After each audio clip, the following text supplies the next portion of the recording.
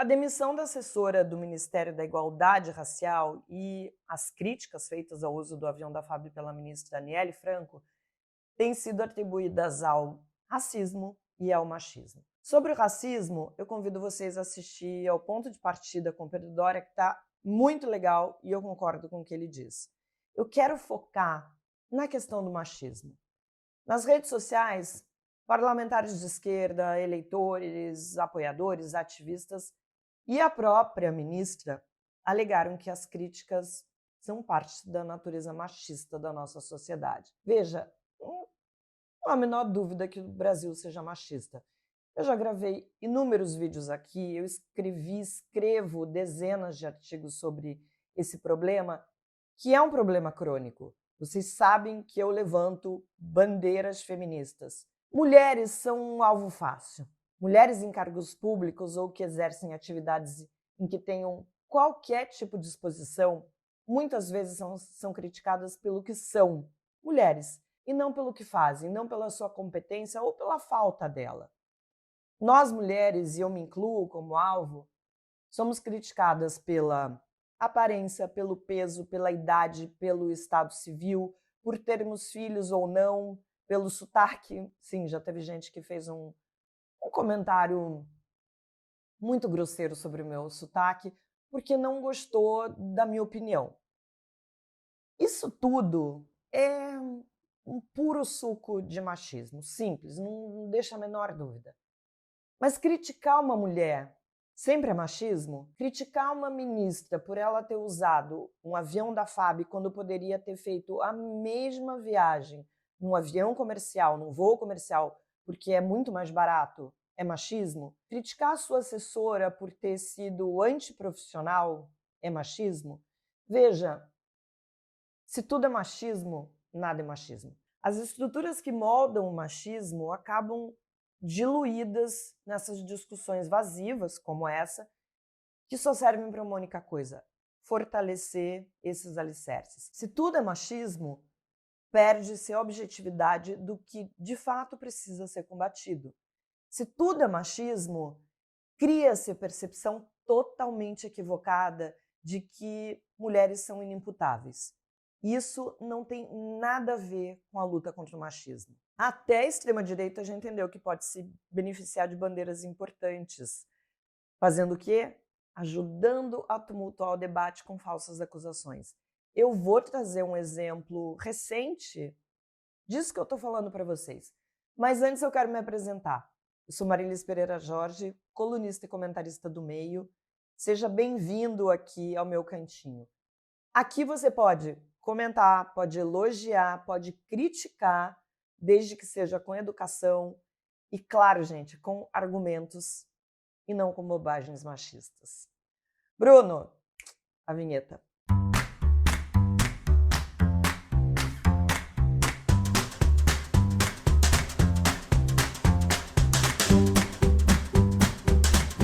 Em abril, a deputada Júlia Zanata acusou o deputado Márcio Jerry, nome de cantor romântico, né? A deputada acusou o deputado de tê-la assediado sexualmente. Ela disse que o parlamentar deu um cheiro em seu pescoço. A extrema-direita, a qual ela pertence, fez um escândalo, cobrou apoio do feminismo, o mesmo feminismo que ela distrata, ofende, distorce. Júlia Zanata sabe que não sofreu assédio, mas passou a se valer da mesma gritaria feita por setores que tratam absolutamente tudo como machismo, como assédio, como violência de gênero.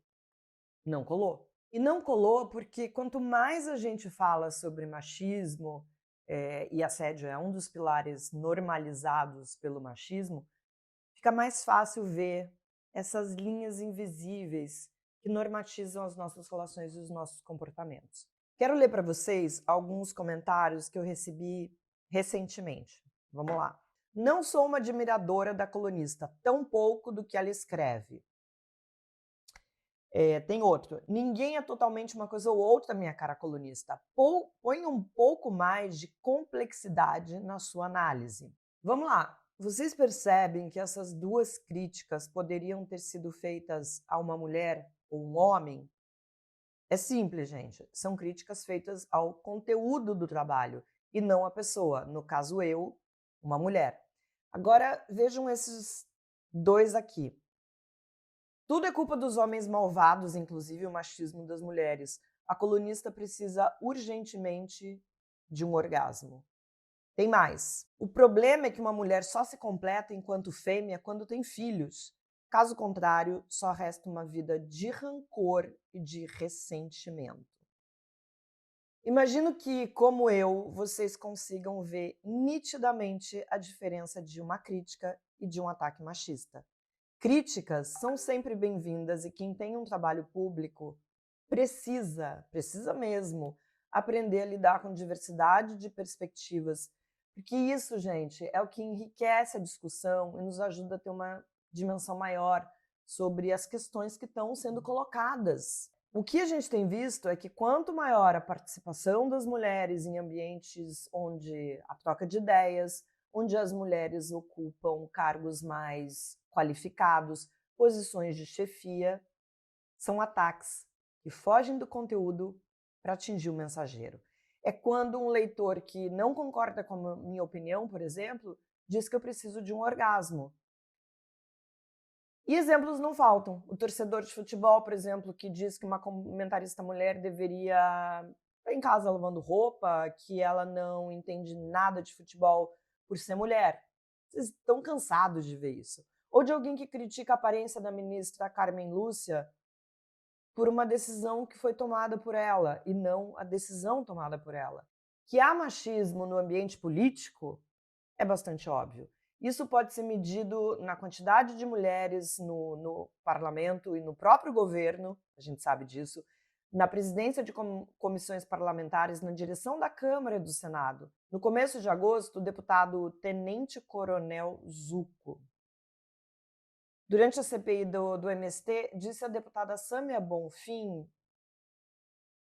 o seguinte, que ela deveria ficar mais calma e perguntou se ela queria remédio ou hambúrguer. Em 2020, o deputado Eduardo Bolsonaro mandou deputadas de esquerda rasparem o sovaco. Eu vou ficar nesses dois exemplos. Eu acho que está muito claro para vocês que isso tudo é machismo. Mas é uma diferença enorme em criticar, por exemplo, a atuação de uma parlamentar ou de uma integrante do governo pelo conteúdo das propostas que apresenta, pela qualidade do trabalho que desempenha, pelas decisões que toma com dinheiro público ou como se comporta em eventos oficiais. Gente, quem não está pronto ao contraditório não deveria escrever artigos em jornais, postar opinião nas redes sociais, assumir posições que tenham qualquer tipo de destaque e muito menos cargos públicos. Infelizmente, eu vejo mulheres usando a carta do machismo para fugir de questionamentos que não têm nada a ver com isso. No caso da ministra Aniele Franco, há uma teoria de perseguição contra ela. E uma das razões seria o machismo. Perde a ministra ao endossar essa narrativa porque ela se coloca num lugar de vítima quando deveria entender que faz parte da sua função ser cobrada por suas atitudes. Ela acaba transformando uma discussão sobre gestão pública em um problema de gênero e perde a oportunidade de avançar um capítulo nas questões de igualdade insistindo no machismo quando ele não é a questão. Não é só a ministra quem perde, mas todas nós. A gente não está mais em 2010, quando o feminismo trouxe para a mesa todas essas novas pautas que mesmo agora em 2023 ainda estão longe de estarem resolvidas. Mas essa conversa não é mais exclusiva a pequenos grupos.